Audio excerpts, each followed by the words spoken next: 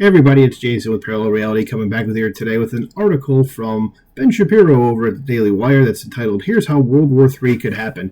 I haven't read this yet, so I like these hypothetical sort of things. I mean, I don't like the subject of this for sure, being World War III, but I'm always a fan of like history-based hypothetical things, or, even current event hypothetical things, so I figured we could read this together. So let's just dive right into it. So Mr. Shapiro writes, here's how World War III could happen. To understand how, we should look historically at the closest that the world has gotten to World War III since the end of World War II. So the world came closest to World War III during the Cuban Missile Crisis of 1962, when the Soviet Union attempted to ship nuclear-tipped missiles into Cuba, and the United States put a blockade around Cuba to prevent that from happening. The United States and the USSR stood eyeball to eyeball, and eventually the USSR backed down, but that was very, very close.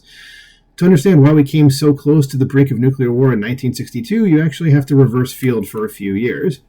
The reality is that the USSR started to challenge the United States so strenuously around the world because of roughly a decade of weakness in American foreign policy.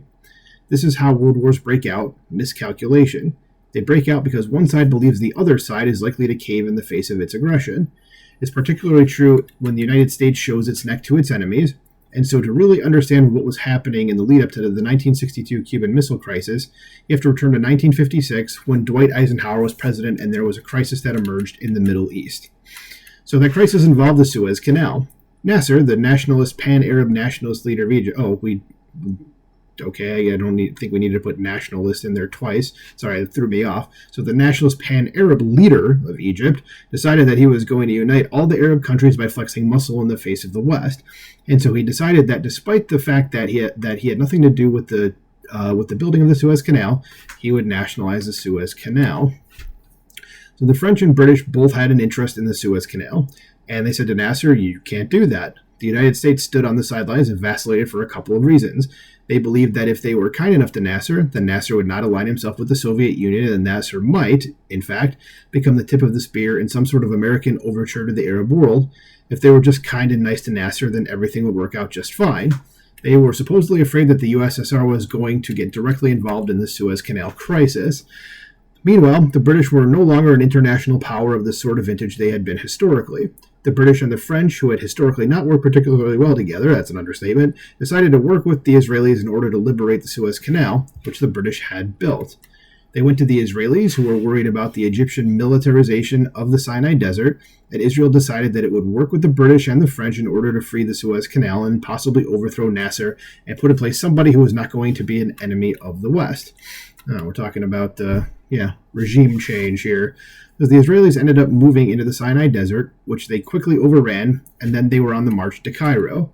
The plan was for the British and the French to intervene, tell the Israelis to stop, and take over the Suez Canal. And then Eisenhower stepped in and rapped everyone on the knuckles. The United States actually stepped in on Egypt's side and said to the British and the French that this was a violation of international law, hoping Nasser would then align himself with the West. The United States was basically saying to the British and the French that they were no longer world powers. Whoops! Because again, the Egyptian government didn't build the Suez Canal. The British government did it. None of that mattered. The bottom line was that the United States decided to play non-aligned. And in playing non-aligned, Nikita Khrushchev, the new premier of the Soviet Union, decided now was the time to move. The next thing that happened just a few months later was that there was an uprising in Hungary, a state in the Soviet sphere of influence. Suddenly there was a Hungarian revolution, an attempt to actually substitute the puppet government that had been installed by the Soviets with a new government, a better government that was going to essentially remain non-aligned. The Soviets immediately invaded Hungary and crushed everything and killed everyone involved in the Hungarian Revolution of 1956. By 1957, Sputnik was launched and the space race was on. By 1958, Nikita Khrushchev, believing that he had the impetus, felt he had the power to challenge the United States globally. And in 1958, he demanded the withdrawal of American troops and Western troops from Berlin, beginning what was known as the Berlin Crisis. For 3 long years, the Soviet Union and the United States stood toe-to-toe over Berlin, and then I think we drew a line in the middle and divided it up. So meanwhile, the Soviet Union facilitated a Cuban revolution that ended with Fidel Castro in charge of Cuba. In 1961, Khrushchev stepped in and solved the Berlin crisis by building the Berlin Wall, there it is, which lasted until 1989, and all of this led to the Cuban Missile Crisis. There was one rule when it comes to World War. Lack of clarity in your intention, vacillation, failure to make clear to your enemies what exactly your lines are. Fake bluffs, empty threats. These things lead to war. Very often, the open threat of war actually deters war. Very often, the willingness to actually flex muscle leads the other side to believe, hey, maybe I should actually go and have this firefight with somebody. They're ready to have the firefight. Miscalculation is the most likely way the great powers end up in war. That's precisely what happened during World War I and happened during World War II. The Germans miscalculated because they thought that since the West had caved at Munich and because they'd been able to occupy the Sudetenland, they would then be able to then occupy the rest of Czechoslovakia. And the aftermath of that was that they thought they could then occupy the Danzig corridor. Failure of willingness to convey your intention, failure to act as an iron wall against the aggression of your enemies leads to escalation. And then you actually do get dragged into hot wars that involve extraordinary numbers of casualties. So today there's a story, I think this was dated March 21st, so today would have been on the 21st. Today there's a story out in the Daily Express that American troops are to be permanently stationed in Taiwan, according to Taipei.